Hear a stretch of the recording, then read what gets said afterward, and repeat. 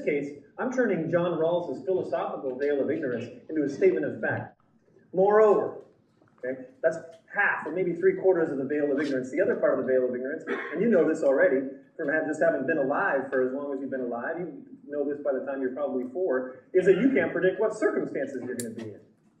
Not only can you not predict or control who your child will be, what your child will wish for, what your child can and can't do easily or more difficultly or with greater difficulty, but you also can't control the circumstances, the specific circumstances that your child will walk into. You couldn't control the circumstances that you were going to walk into. You don't know if I had a crummy sleep last night, if I'm going to be, just grumpy. You don't know. When you say good morning to somebody, you don't know how they're going to say good morning back. Good morning, good morning, good morning. You don't know. This veil of ignorance is a statement of fact. And we have to be disciplined when we think about what's good for people. We have to be disciplined in remembering that whatever we decide is good for people, there's a whole bunch we can't control.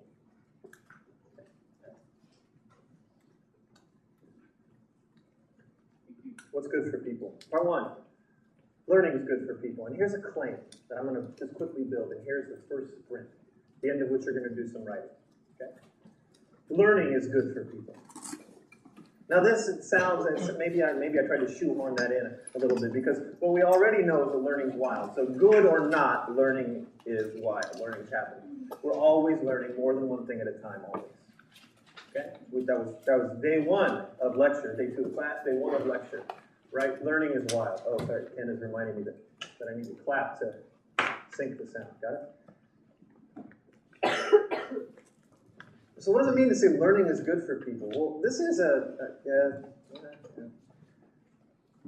maybe it's better said learning can be good for people. Right? And maybe the thing is that learning is the thing that gives me hope for people, my own self and my own child, right? Learning gives us a chance to be different. And this is where I have a tendency to turn into that motivational speaker that I don't want to really be.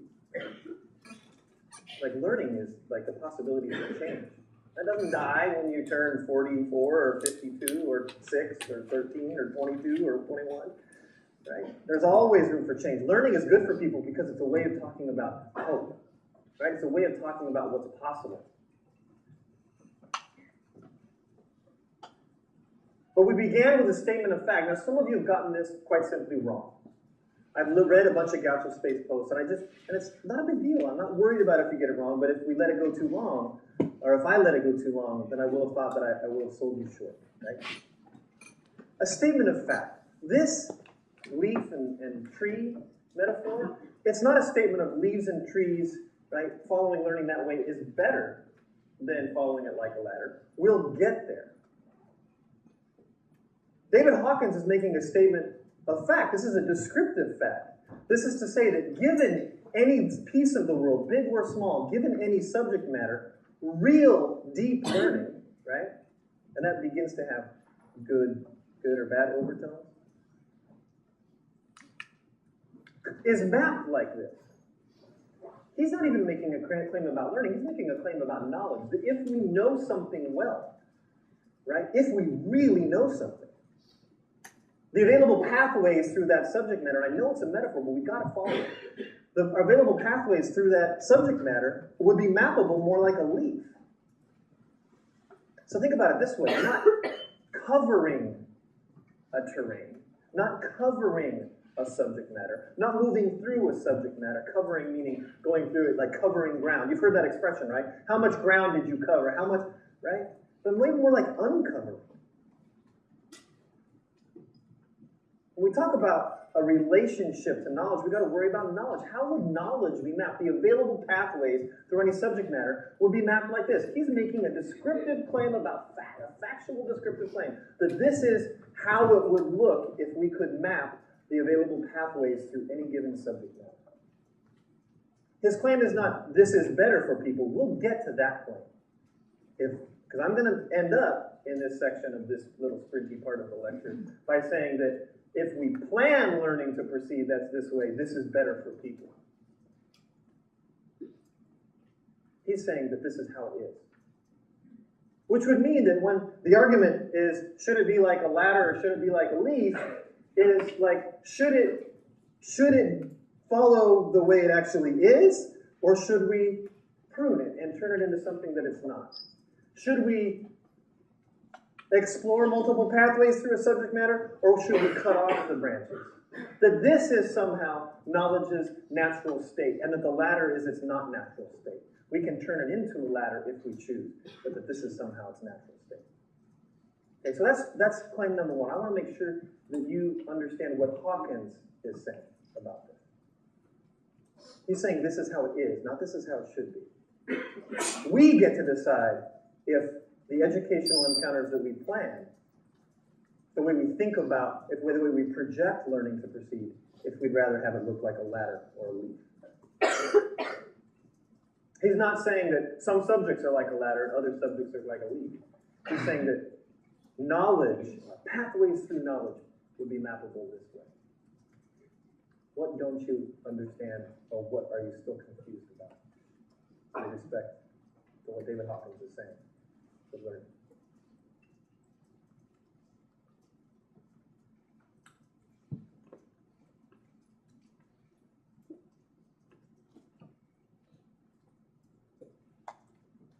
Okay, so step one. If we're going to decide how learning environments should be organized, not how learning works, but how we should plan learning environments, right? Or what maybe better, let's go back to the original question. What learning pathways are good for people? Then first we have to carve out some part of the world. We can't just say learning in general, learning in the world, learning globally. We can't do that. So first, and you can choose whatever you like, but first, we got to carve out a piece of the world, carve out a piece of some subject matter knowledge. Knowing how to do something is, for me, the easiest way to begin carving it out. So you pick one. Here's a few choices. If you can't think of your own, that is, your own knowledge domain, then pick one of these. You got building rocking chairs. Knowing how to do the knowledge that it takes. This is a guy named Sam Maloof, famous for his woodwork and his rocking chairs. Is it rocking chairs? Is it something else? Is it monkey rings? Maybe monkey rings is a small domain in a larger domain of gymnastics. I don't know. I just heard a term yesterday from my daughter's principal. She was talking about her own daughter, and she said her daughter does dance 6 times a week, and she named a bunch of dances, and at one point she said, and she does acro. I was like, acrobatics. That's cool. That's cool also that she could say it like, sure, cool little term. Acro and aerial or something, aerialist. Anyway, maybe this is a subdomain. Pick your own. Could be rocking chairs. It could be monkey rings. It could be Grand Theft Auto. It could be video games.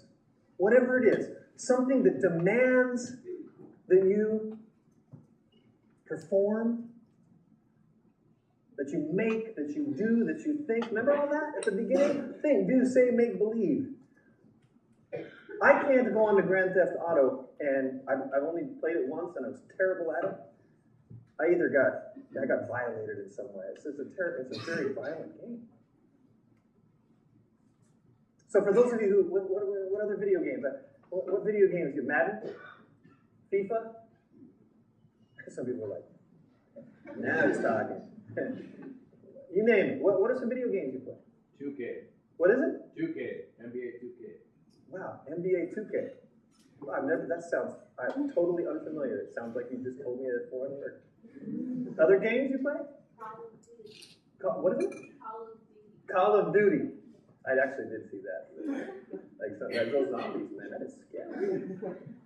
Call of Duty, video game, your sport that you play, something you know how to do. Maybe you make the most amazing scrambled eggs.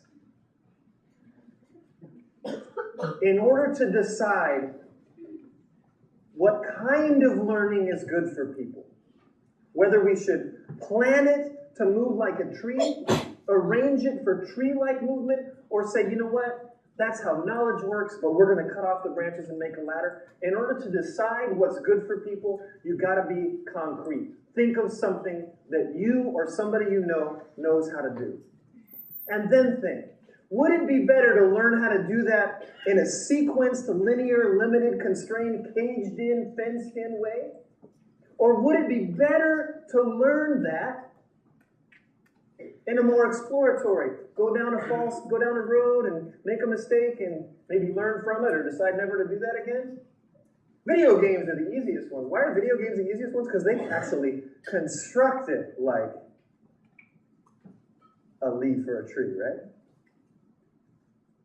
Even if there's a progression, saying it's a leaf or a tree or that it can be mapped that way, that doesn't mean you just wander around aimlessly.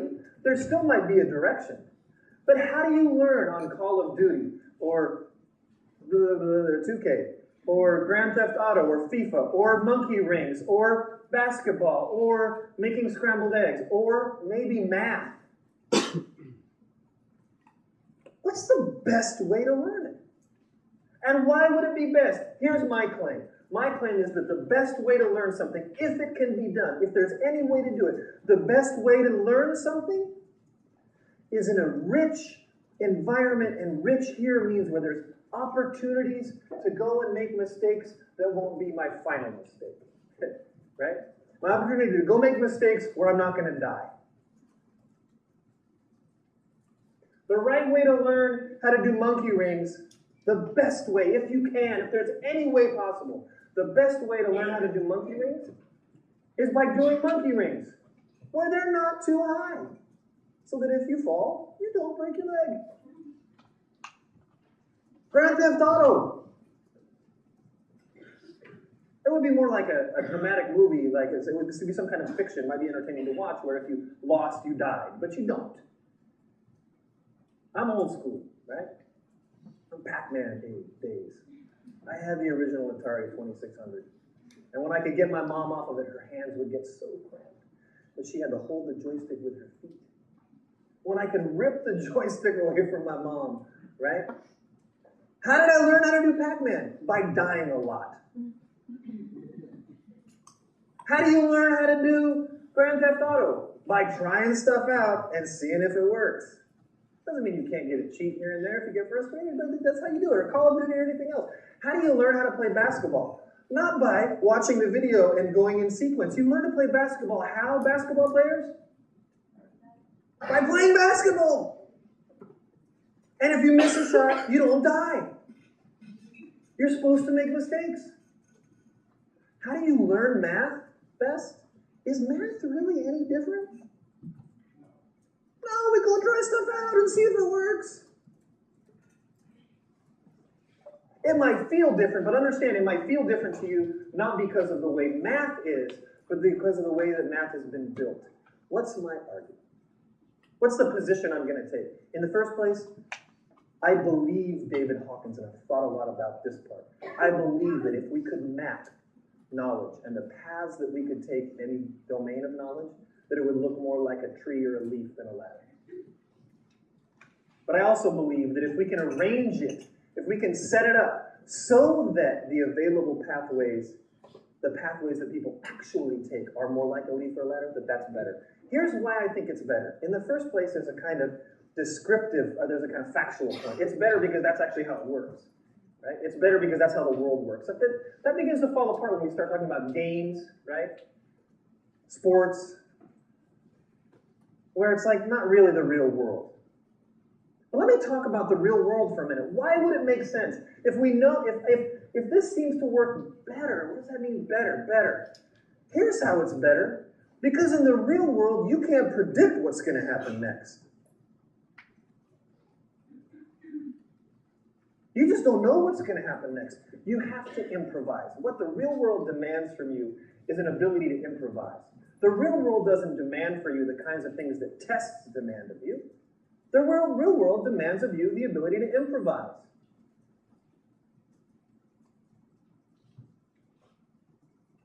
Howie Becker, who is a sociologist, very famous, now he did most of his career here at UCSB. And Howie Becker, he describes how people learn how to cut hair. How do you learn how to cut hair? Who do you want cutting your hair? Do you want somebody cutting your hair who got A+, 100% on all the written tests of cutting hair? Or do you want somebody who knows how to cut your kind of hair? Do you want somebody who knows how to cut your kind of hair because they've read about it and they passed a test? Or do you want somebody who knows how to cut your kind of hair where knowing how to cut your kind of hair means they've had a lot of experience with lots of different kinds of hair that are kind of like yours? So that if you have a cowlick over here or no hair on top, they know how to deal with it.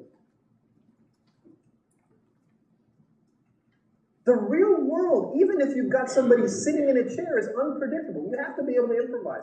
No one moment is just like another moment. So in the real world, having learned whatever subject matter it is in a way that looks more like a leaf or a tree is better, because in the real world is very infrequently going to look exactly like the textbook account of a task. Remember the elevator example? Nod your head if you remember the elevator example. I could give you a course on elevators. And that would ill prepare you for the moment when you walk into an elevator and somebody just stares at you. But once you've been through that situation once, you learn, you can apply things that you can carry forward from one scene to the next. Skills, attitudes, values, whatever it is that helps you respond to, man, the next time that happens. Unpredictable. What's the best way to learn an instrument? How many people, forget this, how many people took a foreign language and then went overseas and went, oh my God, I don't know how to speak the language? Did that ever happen to you? How do you learn a language? You learn it by trying it out and having people look at you funny and like, well, maybe I didn't say that right. Maybe you have a trusted friend who was like, listen, that's not how you pronounce it. Perro means dog. Perro means butt. Don't be confused. Or whatever it happens to be. The best way to really learn something, not learn it so that you can report it, so that you can get a rating. The best way to learn something for the real world is to learn it in as much in a way that's as closest to the thing as like the real way it works as possible. Language doesn't work. Hola Paco, ¿qué tal? Bien. ¿Y usted? Yo bien también.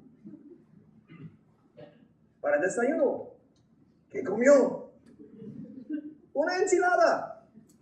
Muy bien. Go into the real world and say, have you seen it? I'd like to order an enchilada. And then what you hear sounds like blah, blah, blah, blah, blah, blah. And you go, hola, Paco. Because the real world doesn't sound like the sequence. If you think of language, what do we got? Language, we got games, think about making a rocking chair. Do you want somebody making a rocking chair that you pay thousands of dollars for? Sam Maloof, that rocking chair guy, he is dead now. His rocking chairs are worth thousands of dollars. Do you want to pay thousands of dollars to somebody who mastered the curriculum of rocking chairs as fast as possible? Or do you want somebody making your rocking chair who's broken a lot of chairs trying to figure out how to do it? Who can feel the grain of the wood? Sam Maloof would walk into a group of trees and look up into the tree and say, I want that piece off that, because that's going to make a good whatever that's who I want making my rocking chair. Why? Because when things go south, that guy's going to make them go north. That guy's going to be able to respond to unpredictability, not just in a way that keeps things moving along one step to another, but it's going to make something efficient.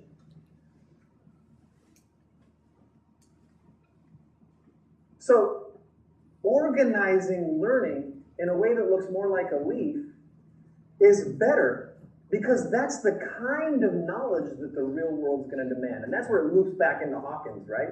Hawkins is saying this is how the real world knowledge is. I'm saying if we're going to do it, let's make it fit more like real world learning, more like the real world. If we're going to do it on purpose. Now, there is one circumstance, or one subset of circumstances, where organizing learning, trying to keep learning on a ladder or a straight line makes a whole lot of sense, and that's where the goal is not to know. Because if the goal is to know, then we should organize it like a ladder or like a leaf or a tree, right? We should set it up so that people can fail and not die. So that mistakes are not something to avoid, but something to seek. So that there are detours not only available, but with signposts that say, this is a good detour to get lost in. We should organize it, however, like a ladder. We should cut off the branches if the goal is to win. If the goal is to go fast, if the goal is to find who is to select, go fast, win, or if my goal is to select, that is, to rank, figure out, to skim from the top. If my goal is to find who can do something better, the most efficient way to do that is to narrow the task in a way that allows me to pick out who's faster or slower. There's one small set of circumstances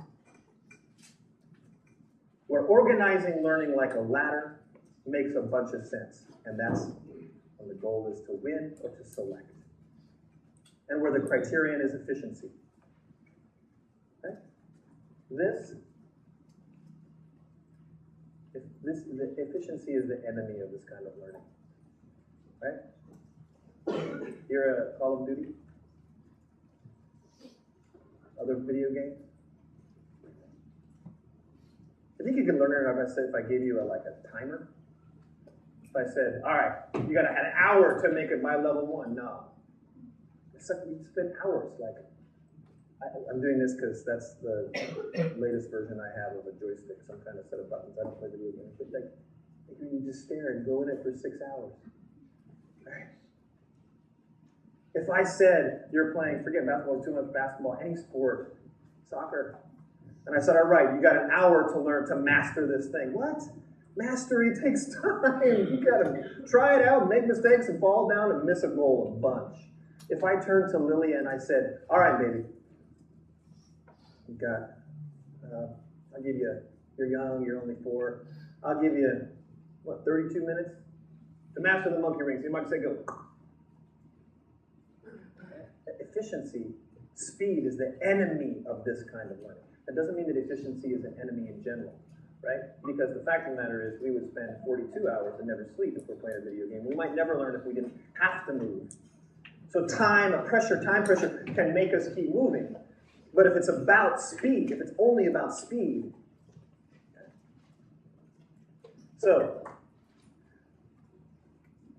this is the position my position that I want you to understand and that I want you to consider. I don't need for you to agree, but I need you to, if you disagree, I want you to understand what you're disagreeing with. It's about learning. 1, real learning in the real world, if we were to map it, the kind of learning that the real world demands, if we were to map it, would be mappable more like a tree or a leaf than like a ladder. For at least one reason, which is learning that way gives you a greater chance of being able to improvise in an uncertain way. And my second point is, if I can construct learning environments for another person, wait a second, I forgot my own child. What learning environments do I want for my own child? Ones that make it possible for her to learn in a shape that looks more like a leaf or a ladder. Sorry, a leaf or a tree than a ladder. But that's actually better. Not just that that's how it works, but that if we're going to do it on purpose if we can, that would be better. Okay? Let's hear from 3 of you. Just be quick, yeah. My mom, when I was 4, she was a guitar player, kind of picking it up, and she had taught me my own little guitar, and she would just play and sing and stuff, like she knew what she was doing. And at first I would just do like open strings, just kind of trying to play with her. And eventually I started fingering the frets. Yeah. From age 4 to 6, and by the time I was 6, I was playing bass guitar, and I made a career from it. Made a career from it. When you're listening to other people, the way to listen is to see if it jogs anything for you. So right now I've got like 3 stories that I didn't think of until I heard that I want to share. Let's go grab a beer sometime, yeah? Hear it? Mom bought him a guitar, just playing, yeah. Yes. Yes, you. When I first started driving, when I took Driving already? Are you getting nervous? Like maybe better to go on the road, buddy. Go ahead. My permit, I got 100% on it, and being me, I was like, yeah, I know how to drive, like the gas pedal. I got this, man. But when I first started driving, there was a lot of jerking movements, like stepping on the gas and the brake, like you like rocking back and forth. Nice. Then, I just started, once, I wasn't in the car with my mom. Sure. I would just test out the car, I would, do ridiculous things in it to see it. Give me an example of a ridiculous thing. Give us an example of a ridiculous thing. It was a rainy day, and I was picking up my little brother, and there was a left turn and a yellow light, and I didn't know Corollas could slide. I didn't know Corollas could slide, but now you do. But ever since then, So like, good. I could start like feeling the momentum of the car. I'm like to like gas and brake, and like whenever I drive with my mom, she doesn't yell at me anymore.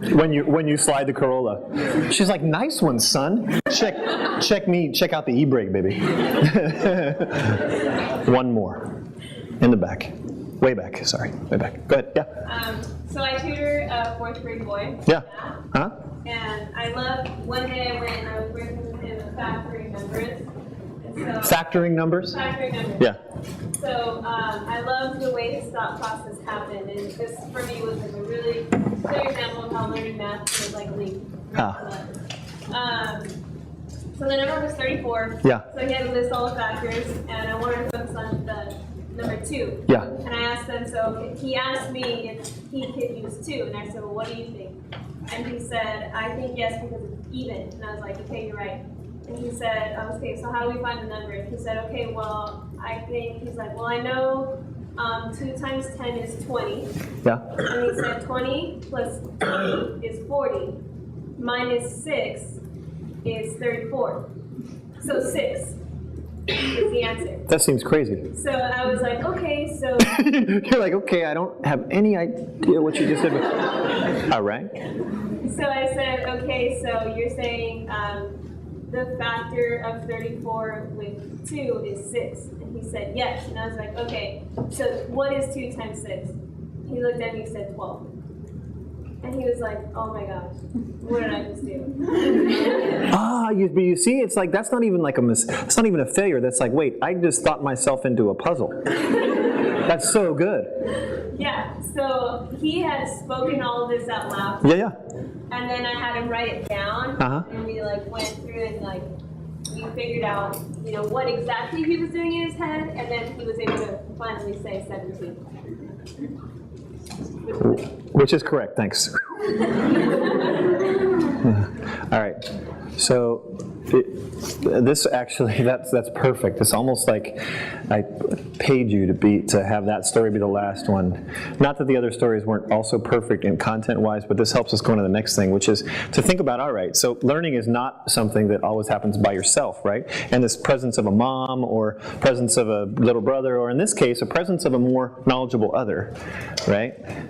Giving some feedback can be the right thing. Now you can imagine can be the good thing for this kind of ladder learning, right? So it's not like the point I want to make, note takers, make sure to write this down. The point I want to make here is that having it like a ladder or a leaf doesn't mean that you're just left alone to go do stuff. It could also be that there's an adult there saying, or not even an adult, but another more competent person going, why do you think that happened? Because there's another way to do it, which is to cut off that branch and say, no, that's incorrect. Let's go back to the beginning and let me teach you about factoring. Whereas in this case, this little boy that she's tutoring was like, he got all this stuff out and he went, wait, what? What did I just do? And figured it out, right? But with your help, right? Because if he hadn't had your help saying, why do you think that? He might have just said 6, boom, got this. Right? Okay, so next one is, what's good for people? We're done with learning for now. That sounds funny. I don't think you've ever had a teacher. We're done learning for now. Now we're just going to be what? Something else. We're done talking about learning for now, and we're going to go through, so there's the next sprint. This one's going to be shorter and faster. What's good for people? Claim number 2 is opportunity is good for people, but this is only true if we keep in mind the errors that I brought up on Tuesday. Okay? Now you don't have to be, I don't care if you can list out, well, the first one of Rayleigh Duque's versions of errors for opportunity, I was just trying to lay this out there, but mistakes we might easily make when we think about opportunity. Okay, so what does it mean, all right? First of all, we want our children to be in the upper bracket, right? I don't know, I mean, if we have a choice, right? Maybe I should just not assume that. Raise your hand if you want your child in the bottom 20% of the income bracket. Some of you might be like, yeah, man, It's a school of hard knocks. It's a hard knock life for us. What? It's a hard knock. That's right. You pick up by your bootstraps and figure, whatever. I mean, but like if we could choose it, I think we would not want somebody to be broke. Have you ever been broke where you just got no scratch, you got nothing? But it sucks. It just does, where you're like, you go to Chipotle and you're like, nah, could I get a kid's meal? I'm 25, but... Right? I make decent money as a professor here, but there are times, end of the month, I'm like, it's spaghetti time. It's no fun, right? No fun to worry about the heat.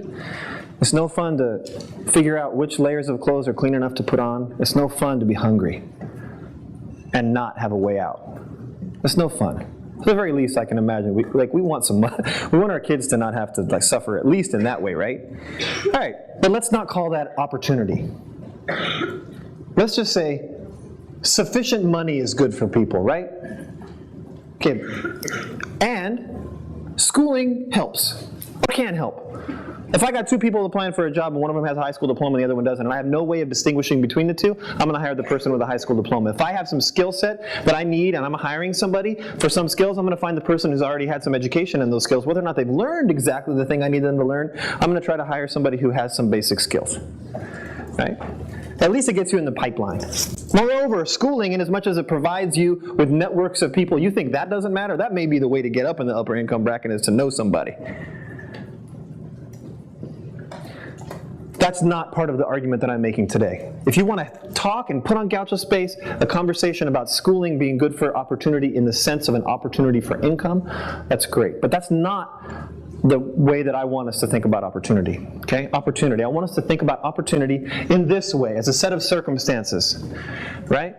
And I'm going to loop this back into, remember where the quiz was headed? I'm going to try to that's not quite right, tie this back into a claim about learning. Right? If we want to arrange it so that the learning pathways we take have opportunities for learning like in the real world, trees and leaves, then we can start thinking about opportunity. I can just substitute in this language. I want, and I'm going to talk about my own kid for a minute. I want my child to be in circumstances that make it possible for her or him to figure things out for himself and herself. I think that's better than the alternative, which is go fast, get the right answer, move on. Because I think the kind of knowledge that grows out of that, I'll start with knowledge. The knowledge is better, right? The knowledge is more sensitive to the improvisational demands of the real world.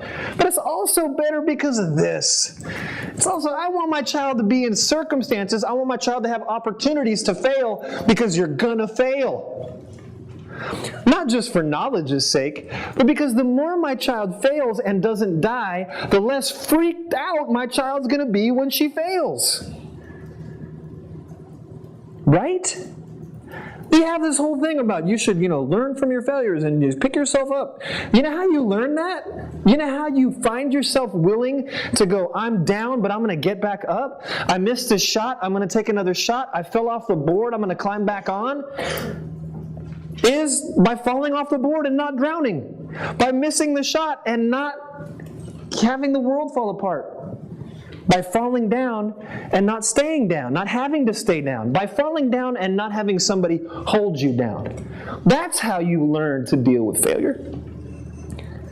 So it's not only that I want my child to be in circumstances, and here we get circumstances for learning, right? Not only do I want my child to be in as many circumstances as possible, right? I want more leaf circumstances than ladder circumstances. Why? Because of the knowledge she's going to get, but also because of the attitudes she's going to get, and the values she's going to get, the beliefs she's going to acquire. And this is true for the person who winds up at the bottom, as well as for the person at the top. My oldest daughter's killing it in school. I got no shame in saying she's in the upper group, she's getting straight A's, all this stuff. She's in 4th grade. The minute that she walked in and she said, I'm going to use a pseudonym here. you know, I don't really want to hang out with Nate. Why don't you want to hang out with Nate? Because he's so slow. Nate is the coolest guy. Whenever I go to visit, I want to go hang out with Nate. Me. Like, Nate, what are you up to? Nothing, just looking at some bugs. Man, what bugs? This cool yellow bug. Where'd you find it? Over here? Did the teacher see you? No. Let's walk over. That's what I want to do. And my daughter is going, I don't want to hang out with Nate because he's slow. I had a hard time being understanding. What? I don't really want to work with Nate. I always have to help him. Wait, did I just hear you say you don't like him because he's slow and you don't want to help him? That makes you sound like a jerk. I don't think she was born a jerk. What? So that's something that she learned, right? She learned by being all the time in circumstances where she rose quickly to the top. She looks down on the people on the bottom, and she's a kind person, you guys. You'll meet. I hope you meet her. She's an amazing lady. She's 9. I stand in awe of her. But she's learning to look down on the people who are slower than her with either pity or contempt. That. The people on the bottom for sure, man, because if you're in circumstances where what you're learning is that you're slow, and then what do? You go, I'm not going to try. And so what do you say? I'm not a math person. Math comes, whoa. Math is beautiful. I had a brain injury when I was in college. I still can barely add a column of numbers. I get lost. I get sick to my stomach because I feel lost. But man, it's still beautiful. When I figure something out, the relationship, I'm sitting down with my daughter's homework and it's Common Core, it's all these crazy, like, moving the numbers around, and I see a pattern, and I go, do you see that pattern, man? That's awesome. And she's like, I know. Opportunities. The minute that somebody prescribes opportunities for my child that narrow it down, I'm going to resist. Why? Because the circumstances I want for my own child. In other words, the opportunities that I want for my own child, I want at least my own child to have some of this. Not just because she's going to know stuff better, to cut hair, to do video games, to do math, but because the other stuff she's going to learn is good for her and for him. Because that other stuff you learned, remember that? Now it's starting to get stitched together. Remember learning is wild? This is why the opportunities that I want for my child aren't just opportunities to rise and go fast. Don't get me wrong. I do want opportunities like that. I recognize that the real world is often like a race. But I don't want that to come at the expense of my children, my child also learning that failing is not just okay, but desirable. That if somebody's not doing what you're doing, the way to see that is not just that they're slower or faster, but maybe they're just different. When somebody's coloring out of the lines, that might be because they're drawing something else, not because they don't know how to stay in the lines. I want my child to be able to perform well on the tasks that's laid out for her, but also to go off trail and innovate. That's the way to think about opportunity. And we get seduced into thinking that the opportunities for learning that matter are the ones that are just means to an end, that are just ways of getting you up the ladder. We need those, but God damn it, we need something else too.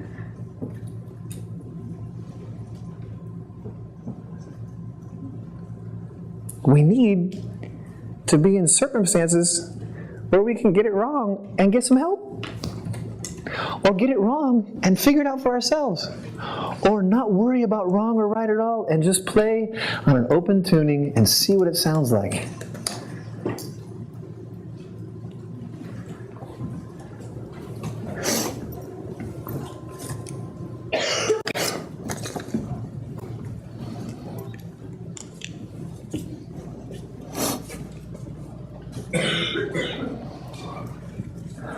Let's test it out. Mark, I've got your child Sage. Where's Mark? Raise your hand, Mark. Everybody look at Mark. I got Sage. Sergio, I got Damien. Everybody look at Sergio. Raise your hand. I'm talking about your kid, man. You're not going to represent your kid? He's like, man, my kid Damien. What's the matter? Amantha? Is that right? Amantha has got Christina. Where's Amantha? Samantha. I didn't see the S. Right? I thought Amantha, that's such an interesting name.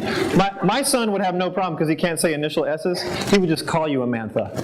And he'd say, Amantha, you want to play Tar Wars? Christina. I got Christina. And I say, Graciela, you've got Frida Sofia. Yeah, where's Graciela? Everybody look at Graciela. What's up?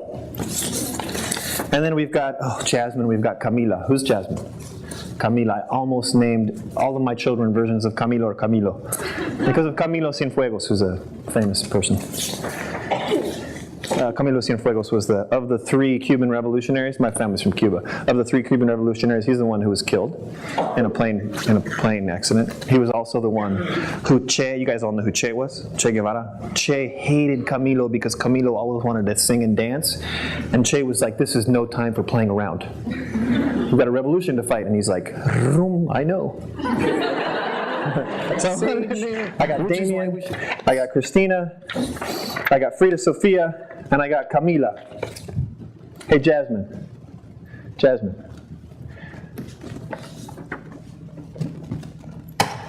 I got just what's right for Camila. Okay? You ready? She's going to be in the accelerated program. We gave her a test. She scored very, very high. Do you read a lot of books to your child at home? It shows. She's doing extremely, extremely well. So we're going to put her in an accelerated program that's going to move her very quickly, right? But she will be taking the PSAT at 5th grade. And then she'll be taking the SAT at 10th grade. I think we can get her into she's that good. I think we can get her into top-notch college. Maybe even a year early or 2 years early. Okay? Shelby, I got Gabriel. We tested Gabriel. He's got a ton of potential. Okay? I think what's going to be best for Gabriel, for now,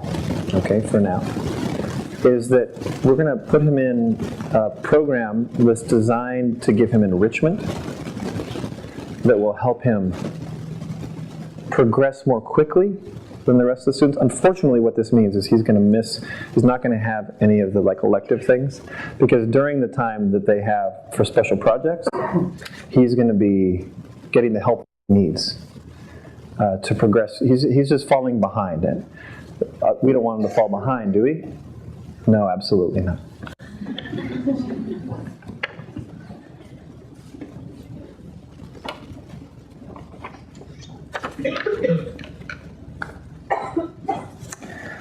Sage. Mark, is that you in the corner? Yeah? Sage. Do you know Camila? Do you know Camila's family? Do you know the Martinezes? It's funny because I'll be honest with you, Sage and Camila don't play a lot together. But she nailed this last assessment. I mean, I confess, it was kind of a surprise. So, I mean, not that I expected her to do badly, but she really just took off. So we have something really special for Sage. And I want you to make a choice here for your daughter, Sage. We have a program that she'll know Camila is in the program, so she won't be alone, but it's an accelerated program. We can get her into college a year, maybe 2 years early. But there's another thing, because of her achievement, we actually have this other option for Sage, where she'll graduate at the same time.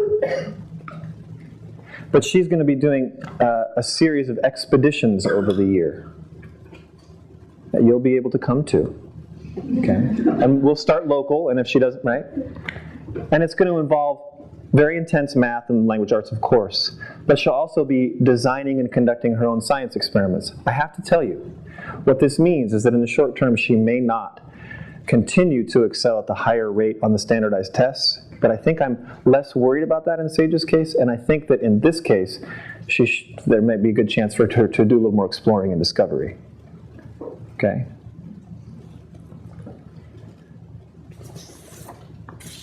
Samantha, where do you want your child? If you had your pick. Everybody, where would you want your child if you had your pick? Graciela, where would you want Frida? Sergio, where would you want Damien if you had your pick?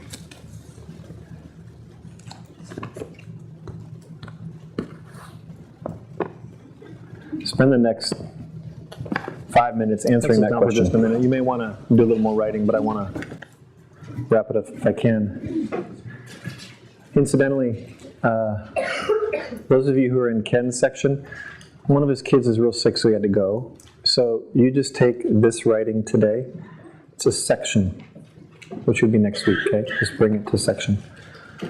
The rest of you are going to hand your writing to your TAs. Don't go away yet, because I promised you at the beginning there'd be a quiz, and I keep saying there's going to be a quiz, and I give them sometimes and I don't sometimes. If that makes you uneasy, I'm sorry. But I got to be able to respond to how things go. There was I told you there were going to be 2 sprints, and really what we had was sort of 2 mid-range training runs, right? Actually, we have 3 sprints. We're not even going to do the 3rd. What I'm going to do instead is, I'm still going to give you this question, but what I'm going to do is, I'm going to write some tonight, okay? Between now and midnight. I'm going to write some that's going to articulate a position on democracy and how democracy might be related to this question of learning and opportunity. So what I'm going to do is, I'm going to take what I was going to say in lecture and make it much less interactive, much less alive. I'm just going to write some stuff out. And I'm going to share it with you. I'll send it out, and I'll send it out along with this or maybe a slightly modified question. Your job will be to come in on Tuesday having done some of this writing. Okay? So between now and Tuesday, I'm going to share some stuff on democracy, and you're going to spend a half an hour writing about it. Okay? Yes? And you're going to bring it in on Tuesday. Hey, you guys, have a great weekend.